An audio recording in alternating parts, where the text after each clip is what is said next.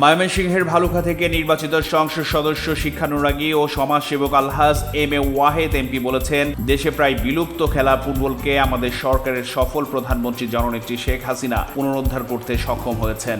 তিনি সারা দেশে জাতির পিতা বঙ্গবন্ধু শেখ মুজিব ও বঙ্গমাতা বেগম ফজিলাতুন্নেসা ফুটবল টুর্নামেন্টের মাধ্যমে সেটি করেছেন।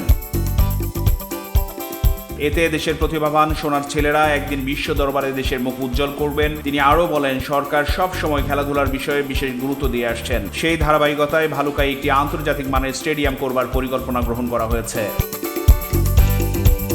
শুক্রবার বিকেলে ভালুকা সরকারি কলেজ মাঠে জাতির পিতা বঙ্গবন্ধু শেখ মুজিব ও বঙ্গমাতা বেগম ফজিলাতুন্নেসা ফুটবল টুর্নামেন্টের শুভ উদ্বোধনী অনুষ্ঠানে সাংবাদিকদের এক প্রশ্নের জবাবে তিনি এসব কথা বলেন। পরে তিনি ভালুকা উপজেলা পরিষদ আয়োজিত টুর্নামেন্টের জমকালো এই আয়োজনের শুভ উদ্বোধন ঘোষণা করেন। অনুষ্ঠানে আরও বক্তব্য রাখেন ভালুকা উপজেলা পরিষদের চেয়ারম্যান হাজী রফিকুল ইসলাম, উপজেলা নির্বাহী অফিসার আলিনুর খান, সহকারী কমিশনার ভূমি ফারহান লাবিব জিসান, ভালুকা উপজেলা পরিষদের ভাইস চেয়ারম্যান এজাদুল হক পারুল, মহিলা vice chairman Mahmuda Sultana Munni, Bhaluka model থানার অফিসার ইনচার্জ শাহ কামাল আকন্দ সহ অন্যান্য নেতৃবৃন্দ।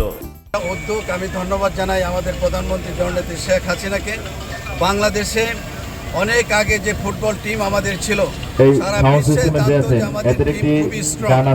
পর্যায়ক্রমে আমাদের এই বাংলাদেশের ফুটবল খেলার টিমকে এটা পলিটিক্যালি একটু নিস্তেজ করে রেখেছে। এটাকে আবার উঠানোর জন্য আমাদের প্রধানমন্ত্রী সর্বস্তরে যে চালু করেছেন, তৃণমূল থেকে টিমগুলোকে স্ট্রং করে এনে জাতীয় পর্যায়ে তাদেরকে অন্যান্য দেশের সাথে তুলনা করার জন্য আজকের যে উদ্যোগ এটাকে চালু করেছেন। আমি ধন্যবাদ জানাই প্রধানমন্ত্রীকে এবং যারা খেলতেছে তাদেরকে পার্লামেন্টে এবং কি আমরা বাহিরেও মন্ত্রণালয়ে অলরেডি আলাপ করেছি, পেপার ডকুমেন্ট সাবমিট করে দিয়েছি। আমাদের জন্য হয়তো খুব তাড়াতাড়ি একটা জায়গা আমাদেরকে দিবেন তৈরি করে। আমরা এই ভালুকার ছোট ছোট ছেলে মেয়েদের যারা আছে তাদেরকে আমরা ওখানে প্রশিক্ষণ দিয়ে জাতীয় পর্যায়ে তাদেরকে টিম গঠন করে দেব। এই বাংলা নিউজ ডেস্ক।